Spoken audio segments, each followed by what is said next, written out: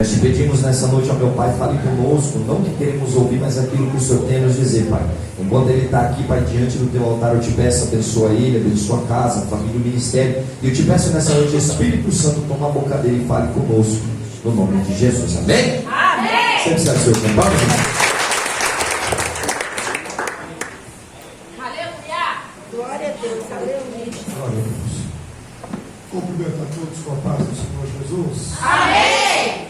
Abra sua Bíblia. Você que trouxe sobre exemplar da palavra de Deus. Aleluia! Primeiro livro dos reis de Israel. Capítulo de número 19. Aleluia! Primeiro livro dos reis de Israel. Capítulo de número 19. Aleluia! Ao tempo que os irmãos localizem o texto referido, eu quero aqui glorificar a Deus por mais uma oportunidade que Ele me concede de estar na Tua presença, adorando, glorificando e exaltando o nome do Senhor. Aleluia! Glorifica a Deus pela vida do pastor Rodrigo, pela confiabilidade, a vida da tua esposa. Glorifico a Deus por esta igreja. Aleluia! Considero da família, pastor. Agora! Aleluia. Aprendi a amar como se fosse a minha família. Aleluia! Glorifico a Deus por cada um aqui nesta noite. Aleluia! Primeiro livro dos reis de Israel, capítulo de número 19. Leiamos a partir do versículo de número 1. Fiquei um pouco rouco, mas eu creio que Deus ele vai nos dar graça nesta noite. Aleluia! Está escrito assim, o epígrafe do texto está dizendo a fuga de Elias para o Horebe. Aleluia! Versículo 1 do capítulo de número 19. Ora, Acabe comentou a Jezabel tudo o que Elias tinha feito e como havia matado todos aqueles profetas à espada. Por isso Jezabel mandou um mensageiro a Elias para dizer-lhe que os deuses me castiguem com todo rigor, se amanhã, nesta mesma hora, eu não fizer com a tua vida o que fez com a deles. Versículo de número 3. Elias teve medo e fugiu para salvar a sua vida. E em Berseba de Judá, ele deixou o teu servo e entrou no deserto a caminho de um dia, e chegou a um pé de zimbro e assentou-se debaixo dele e orou pedindo a morte. Já tive o bastante, Senhor, tira minha vida, não sou melhor do que os meus antepassados. Depois se deitou debaixo da árvore e dormiu. E despertou um anjo e tocou nele e disse: levanta-se, come. E Elias olhou ao redor, e ali junto à sua cabeça havia pão assado sobre as brasas quentes e um jarro de água. Aleluia! Elias comeu e bebeu e deitou-se de novo. O anjo do Senhor voltou, tocou nele e disse: levanta, pois a sua viagem será longa. Então ele se levantou e comeu e bebeu. Fortalecido com aquela comida, viajou 40 dias e 40 muita noite até chegar a Horebe, o monte de Deus. Aleluia! Glória a Deus! Pode tomar certo, queridos. Glória a Deus! Vamos Aleluia! tomar um bocado para começar. Aleluia, Jesus!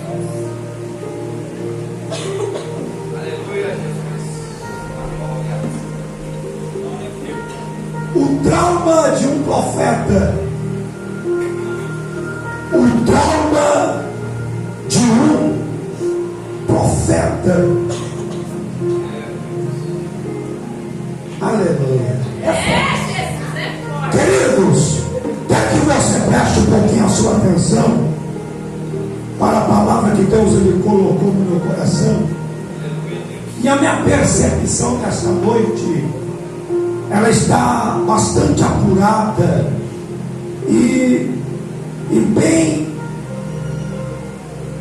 prestativo naquilo que Deus ele já tem falado aqui nesta noite.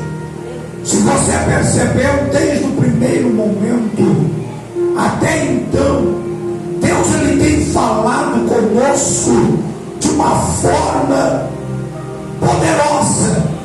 Deus ele tem tratado nesta noite sobre desistir jamais, para nunca.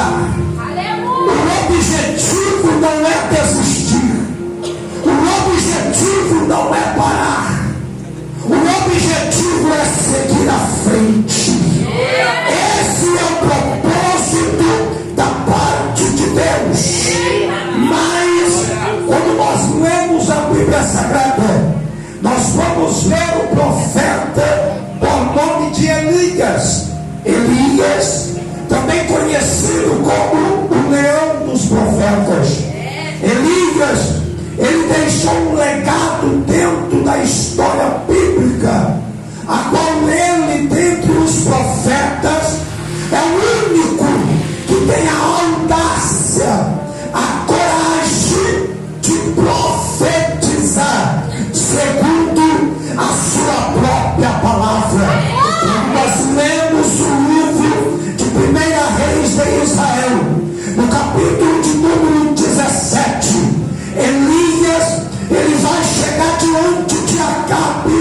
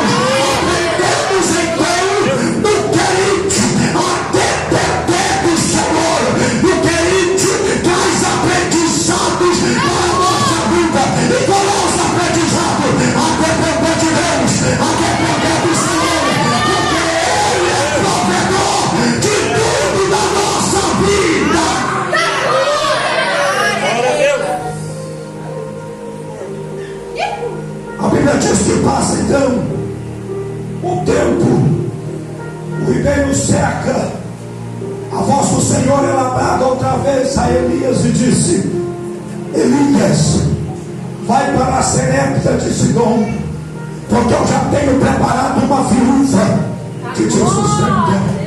Elias, ele vai deixar as terras de Israel e vai para a Serepta de Sidom, uma terra estrangeira, uma terra a qual era idólatra, uma terra a qual os seus costumes era diferente dos costumes dos israelitas, não veneravam o único só Deus. O interessante que Jezabel era princesa dos Sidônios, o seu pai, por nome de Etibal, era rei dos Sidônios, e pelo fato dele ter a única filha, só Jezabel, uma mulher, ela foi consagrada a sacerdotisa de Baal.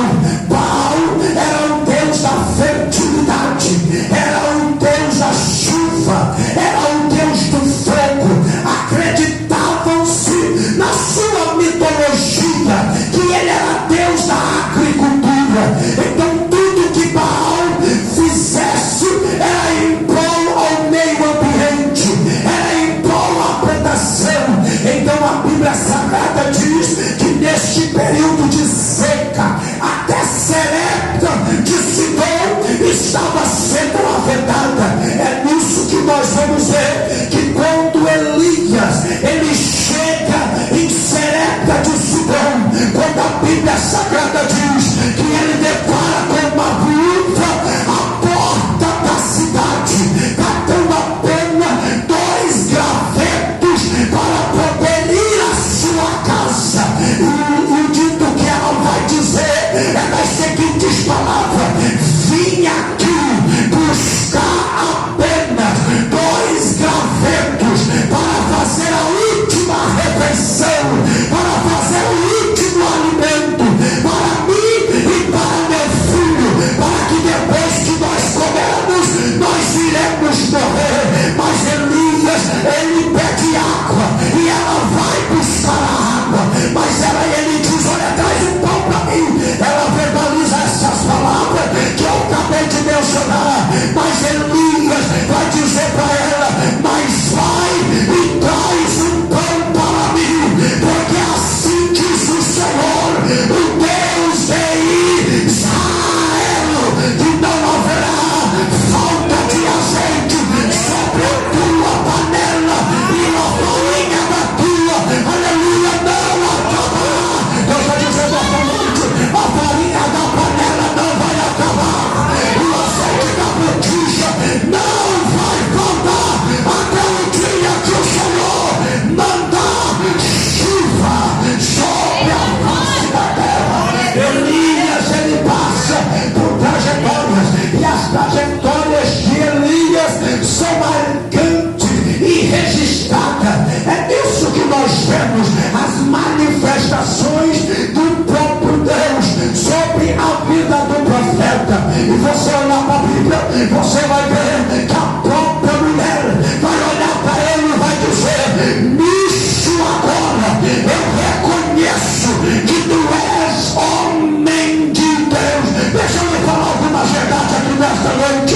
Nós vivemos uma época que está muito por aí, cheios de homens que se intitulam homens de Deus, andam para lá e para cá dizendo: eu sou homem de Deus, mas o testemunho não conta, o testemunho não vale nada, a sua vida não anda conforme a vida que o Senhor assim o quer. Para ser homem de Deus tem que ter testemunho. Para Elias chegar a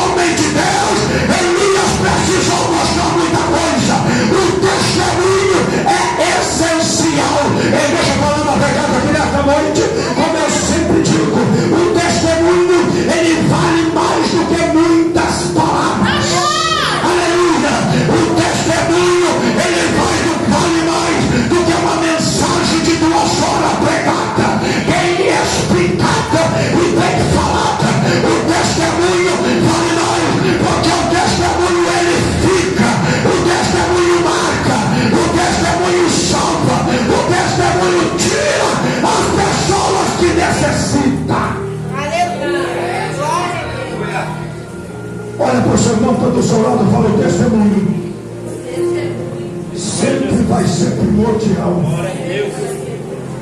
Da glória. Vai valer mais do que muitas palavras. É, Jesus. Vai valer mais do que muitas coisas. Não adianta ser um belo pregador, mas não ter testemunho. Da glória.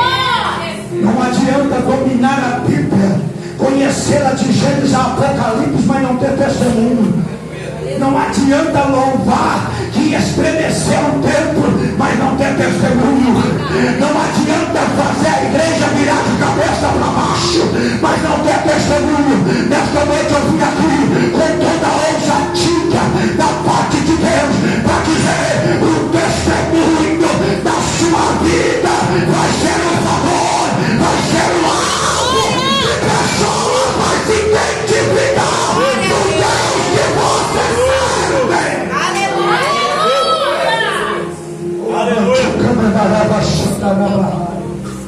Glória a Deus. Aleluia. Elias, aleluia, homem que marcou a sua geração, marcou a sua época, porque tudo que via falava-se de Elias, falava-se do profeta, falava daquilo que ele havia profetizado. Passado 3 anos e meio, Deus manda Elias se apresentar a Acabe, e ele vem com um projeto de Deus.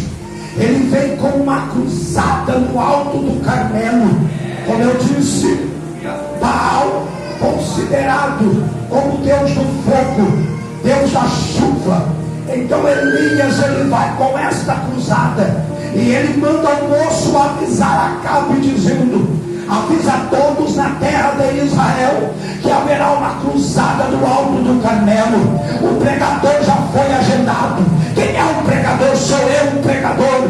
Disse Elias: chama todos, chama os profetas de Baal e também os de Astarote, chama, porque eu vou estar lá. E a Bíblia diz que reuniu 850 profetas lá no alto do Carmelo. A Bíblia diz que Elias, ele deu a oportunidade, e a oportunidade era: o Deus que responder com fogo, esse será Deus na terra de Israel. Aleluia.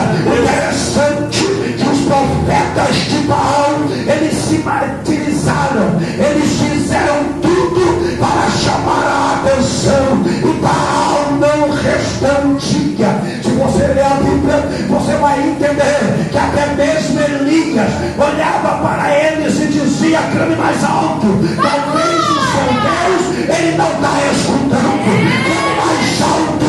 Talvez o seu Deus, ele está viajando. Clame mais alto. Talvez o seu Deus, ele está ausente. A Bíblia diz que então Elias assume o púlpito, e antes de orar, antes dele pregar a palavra, a Bíblia diz que ele arruma, ele endireita o altar ao Senhor, e a Bíblia diz que ele clama ao Senhor e desce fogo do céu. A começa foi tão grande que todos gritaram: só o Senhor é Deus, só o Senhor é Deus. É aí que começa tudo, porque após isso a Bíblia diz que Elias matou todos os profetas de Baal, pegou eles e mataram a todos. O interessante é que após a morte dos profetas, eles agora, mortos, Acabe vai fazer saber a Jezabel. E no capítulo de número 19, a qual nós acabamos de ler, aqui nesta oportunidade, que ao saber da notícia, que ao ter conhecimento do que aconteceu, a Bíblia diz que Jezabel, ela vai dizer, aleluia, que ainda os deuses me castigam. Entenda por gentileza, Deus, aqui está escrito com letra minúscula: os deuses me castigam, que até amanhã, se eu não fizer o meu Elias fez com os profetas, eu tenho que matar. A Bíblia diz que Elias recebe a mensagem, porque Jezabel mandou um mensageiro ir até ele para poder dar essa mensagem. Elias teve medo. E deixa eu te dizer uma coisa nesta noite: é normal sentirmos medo, é normal nós sentirmos o pavor, mas Deus está dizendo nesta noite: quem chamou e quem se responsabiliza é o Senhor. Quem disse que o negócio seria fácil? Quem disse que o negócio seria melzinho na chupeta? Quem disse que o negócio seria opa-opa? Tem gente que está pensando que o negócio é facilitado. E meu filho, uma vez que você se envolveu com Deus, você não desenvolve nunca mais. Você, uma vez que se envolva com Jesus, você não tem como desenvolver. Aleluia! Se você nunca carregou piano, ei, você vai ter que carregar piano, porque quem garante é Ele. Quem sustenta é Ele. Eu não posso, mas Ele pode. Você não vai, mas Ele vai. Aleluia. Elias, ele arrebentou, fez e aconteceu.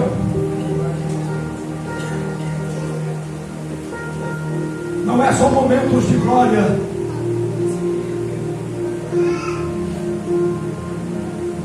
não é só os momentos de fama. Nós temos que aprender uma coisa: que quem faz é Ele, quem opera ainda é Ele. É Ele que ainda está no controle de todas as coisas.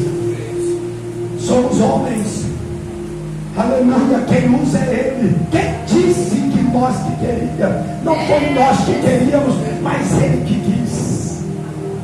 Aleluia. É Ele que quis, é Ele que decidiu. E se Ele decidiu, tenha certeza de uma coisa: se você não quiser, tem gente aí, aleluia, tem gente aí, você do seu lado fala: se você não quiser, eu sinto muito em te dizer, tem um montão aí, ó, tem um montão. Olha essa pessoa do meu lado: se ele quiser desistir, pode desistir, mas Deus está dizendo: tem um montão, tem um montão. Está se achando que é o único, está se achando que é o substituível, mas Deus está dizendo esta noite: eu te quis e você será, mas se você não quiser, eu tenho várias opções.